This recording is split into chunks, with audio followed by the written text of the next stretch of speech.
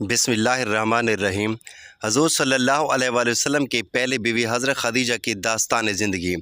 حضور صلی اللہ علیہ وآلہ وسلم اپنی پہلی بیوی حضرت خدیجہ سے بہت محبت کرتے تھے، جو حضرت عائشہ کو ناگوار گزرتا تھا۔ ایک دن آپ صلی اللہ علیہ وآلہ وسلم حضرت خدیجہ کا ذکر فرما رہے تھے کہ حضرت عائشہ کو بہت غصہ آیا اور بولے کہ آپ اس بوڑھی عورت دوستو آپ رضی اللہ تعالی عنہ کا نام خدیجہ تھا۔ سلسلہ نسب کچھ اس طرح ہے: خدیجہ بنت خویلد بن اسد بن عبدالعزیٰ بن کساب بن کلاب۔ آپ رضی اللہ تعالی عنہ کا نسب چوتھی پشت میں آپ صلی اللہ علیہ وآلہ وسلم کے ساتھ مل جاتا ہے۔ آپ کا تعلق قبیلہ قریش کی شاخ بنو اسد سے تھا۔ بنو اسد اپنی شرافت، ایمانداری اور کاروباری معاملات کی وجہ سے لوگوں کی نگاہ میں قابل عزت اور قابل احترام تھا۔ آپ رضی اللہ تعالی عنہ بچپن ہی سے نہایت نیک تھیں اور مزاجاً شریف و طبع خاتون تھیں۔ رحم دلی، غریب پروری اور سخاوت آپ کی امتیازی خصوصیات تھیں۔ یہاں تک کہ زمانہ جاہلیت میں آپ طاہرہ یعنی پاک دامن کے لقب سے مشہور تھیں۔ مالدار گھرانے میں پرورش پانے کی وجہ سے مال و دولت بھی خوب تھا اور علاوہ ازیں حسن و صورت اور حسن سیرت میں بھی اپنی ہم عصر خواتین میں ممتاز تھیں۔ پہلی شادی ابو ہالہ ہند بن نباش تمیمی سے ہوئی۔ ابو ہالہ کے انتقال کے بعد دوسری شادی عتیق بن عائد مخزومی سے ہوئی۔ کچھ عرصہ بعد وہ بھی چل بسے تو دنیاوی معاملات سے دل برداشتہ ہو کر زیادہ وقت حرم کعبہ میں گزارتیں، جس کے باعث آپ کے مزاج مبارک میں تقدس اور شرافت مزید بڑھ گئی۔ قریش کے نامور سرداروں نے آپ رضی اللہ تعالی عنہ کو پیغام نکاح بھجوایا، لیکن سیدہ خدیجہ رضی اللہ تعالی عنہ نے سب کو یکسر انکار کر دیا۔ آپ کے والد محترم خالد بن اسد اعلیٰ درجے کے تاجر تھے۔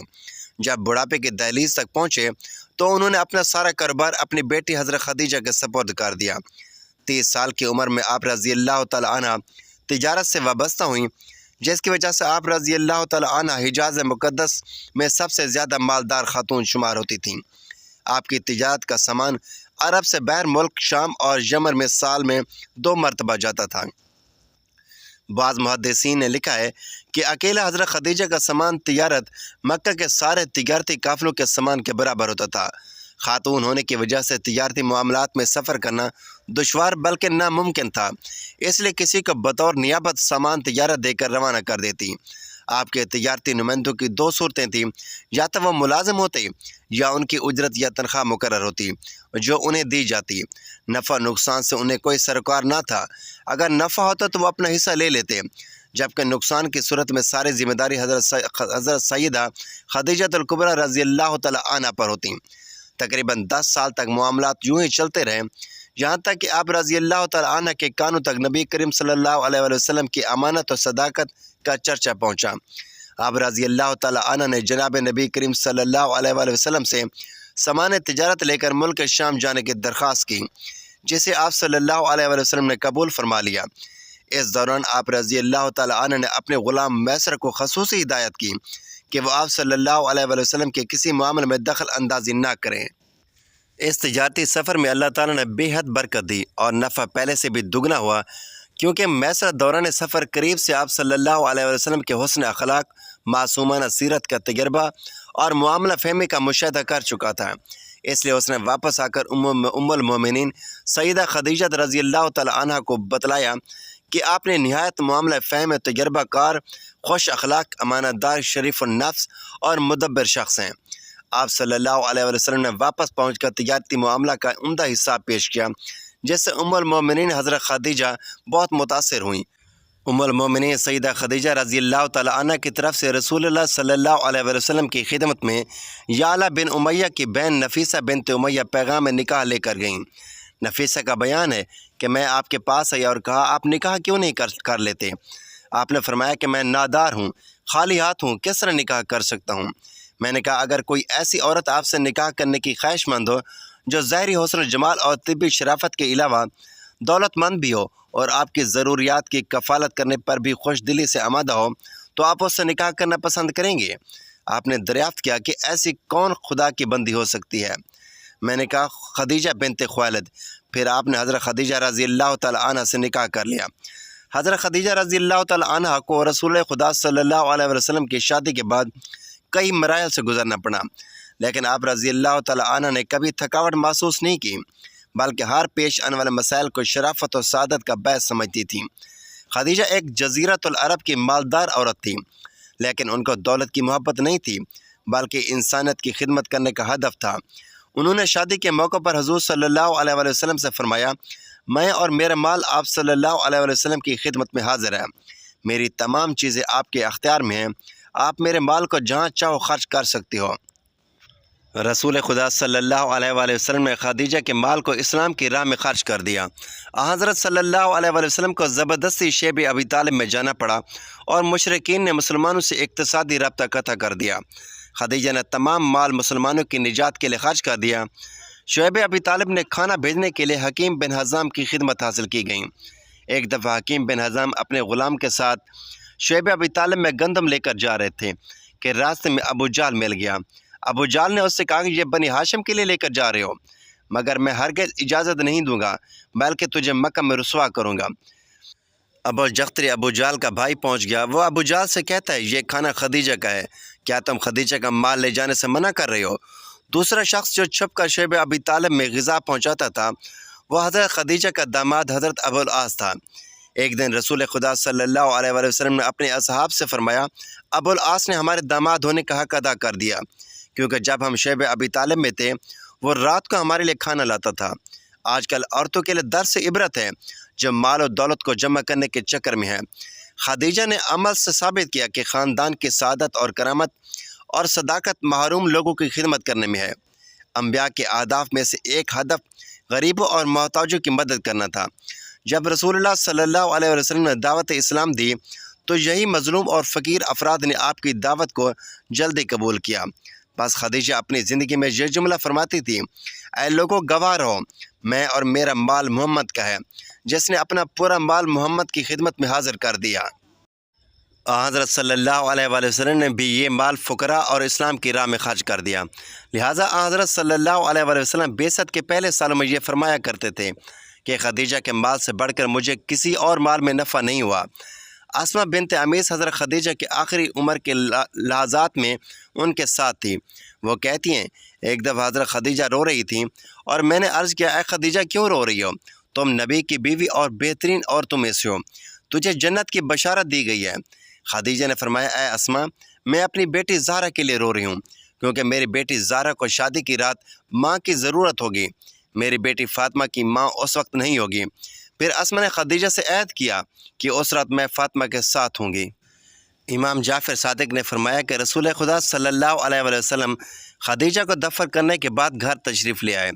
فاطمہ تو زہرا آپ کی ارد گرد چلتی ہیں اور پوچھتی ہیں، بابا میری ماں کہاں ہے؟ رسول خدا صلی اللہ علیہ وآلہ وسلم حیران تھے کہ کیا جواب دوں، تو جبرائیل نازل ہوا اور حضرت صلی اللہ علیہ وآلہ وسلم سے فرمایا، اے رسول، تم یہ کہو کہ تیری ماں جنت میں حضرت آسیہ اور حضرت مریم کے ساتھ ہیں۔ یہ سن کر فاطمہ کو سکون آیا۔ جب حضرت سیدہ خدیجہ الکبریٰ رضی اللہ تعالی عنہا پر نزا کا عالم طاری ہوا تو نبی کریم صلی اللہ علیہ وآلہ وسلم نے فرمایا، کیا سکرات یعنی موت کی شدت تمہیں ناگوار ہے؟ واللہ تمہارے لیے یہ شدت بہت مفید ہے۔ ہاں، جب تم جنت میں اپنی سوتنوں کے پاس پہنچو تو انہیں میرا سلام کہنا۔ حضرت مریم بنت عمران، حضرت آسیہ بنت مزام اور حضرت ام کلثوم ہمشیرہ حضرت موسیٰ علیہ السلام کو میرا سلام پہنچانا۔ وہ بولی، بہت اچھا، آپ کا سلام پہنچایا جائے گا۔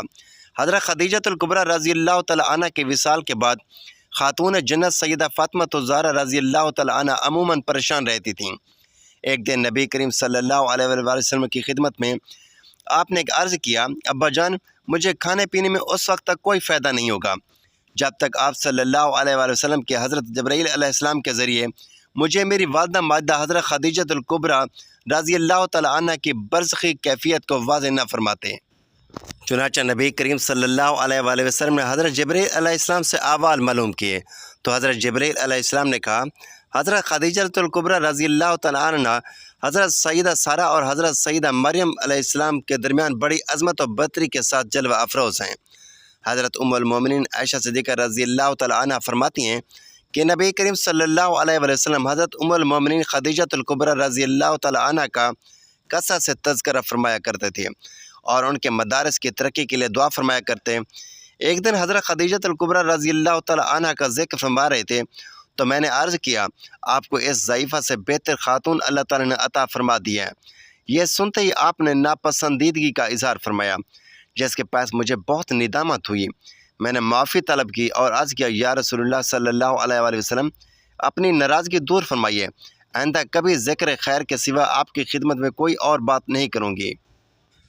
آپ صلی اللہ علیہ وآلہ وسلم نے میری معذرت پر اظہار فرماتے ہوئے کہا کہ وہ تو اس وقت ایمان سے سرفراز ہوئی جب کفار مکہ مجھے ایذائیں دے رہے تھے۔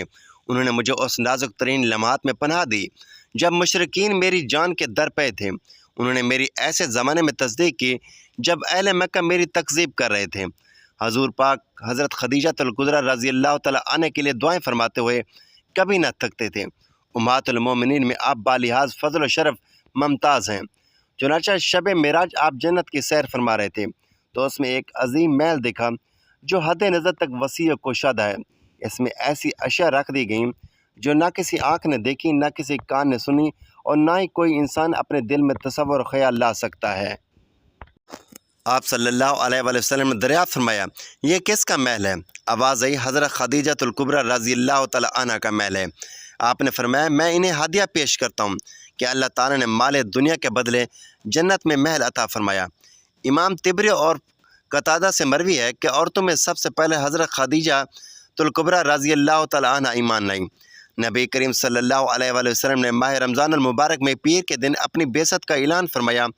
حضرت خدیجہ الکبریٰ رضی اللہ تعالیٰ عنہ نے اسی روز ہی آپ کی نبوت اور رسالت کی تصدیق کی اور ایمان کا شرف پایا۔